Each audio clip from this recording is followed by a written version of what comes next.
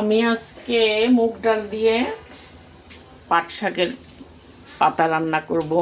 পাট শাকটা মুগ ডাল দিয়ে রান্না করব। আমরা সাধারণত মুসুর ডাল দিয়ে করি, আজকে মুগ ডাল দিয়ে রান্না করব। এই জন্য একটু দেখাচ্ছি। আমি একটা হাঁড়ি বসিয়ে নিয়েছি, হাঁড়িতে একটু তেল দিচ্ছি।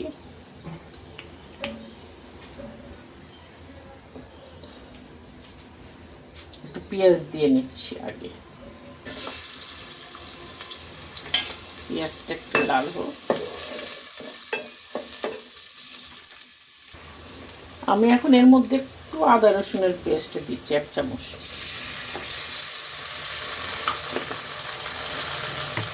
এটাকে একটু ভালো করে ভুনে নিই। একটু পানি দিচ্ছি, মশলাটা দিব।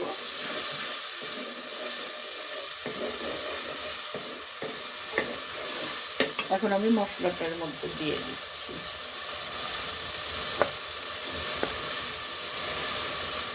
হলুদ দিচ্ছি 1 চামচ।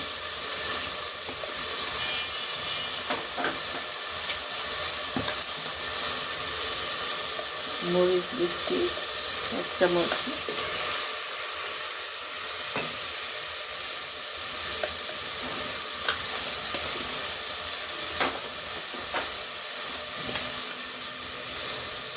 ধনে দিচ্ছি 1 চামচ ধনে গুঁড়া।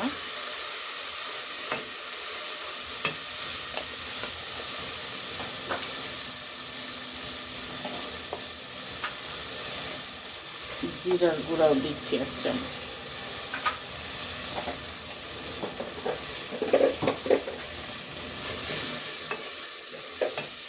এখন আমি লবণ দিচ্ছি।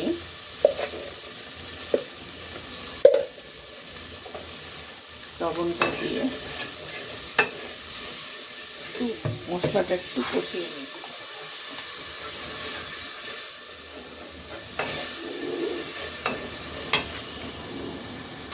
মশলাটা কষানো হয়ে গেছে, দেখেন তেল উঠে গেছে। এখন আমি ডালটা এর মধ্যে দিয়েছি। ডালটা আমি 1 ঘন্টা আগে ভিজিয়ে রেখেছিলাম। মুগ ডাল, এটা কিন্তু একটু ভাজা মুগ ডাল। আমি মুগ ডালটাকে সবসময় ভেজে রাখি, যাতে রান্নার সময় ভাজা না লাগে। ভিজিয়ে রেখেছিলাম 1 ঘন্টা। এখন এটাকে আমি ভালো করে একটু কষিয়ে নিচ্ছি।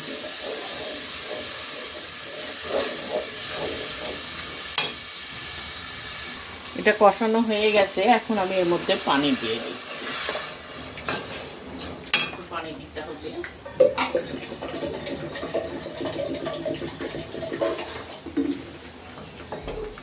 সিদ্ধ হওয়ার জন্য।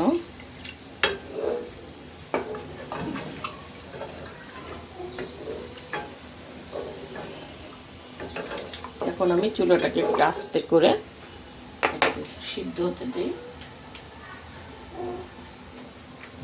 তারপর ডালটা সিদ্ধ হয়ে গেছে। নিচে একটা জালিও আমি বসে রেখেছি, যাতে নিচে ধরে না যায়, কারণ ডাল তো অনেক সময় নিচে ধরে যায়। এখন আমি এর মধ্যে পাটের পাতাটা দিয়ে দিব।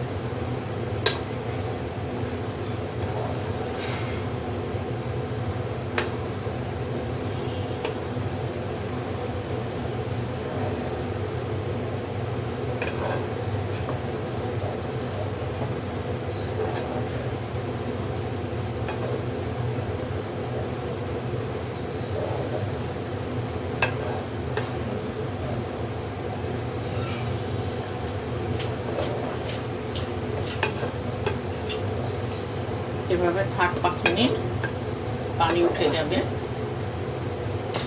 অপেক্ষা করি। আমি এখন এটাকে একটু রসুন দিয়ে বাগার দিব। আমি রসুন কুচি নিয়ে নিয়েছি।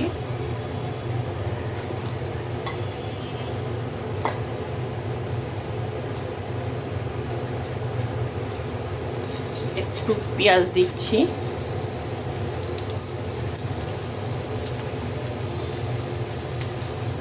এটাকে আমি এখন বাগার দিই।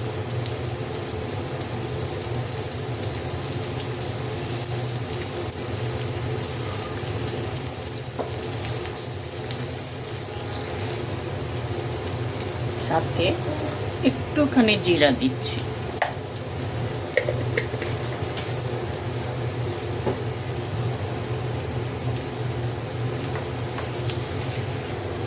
এখন আমি এটাকে বাগার দিই।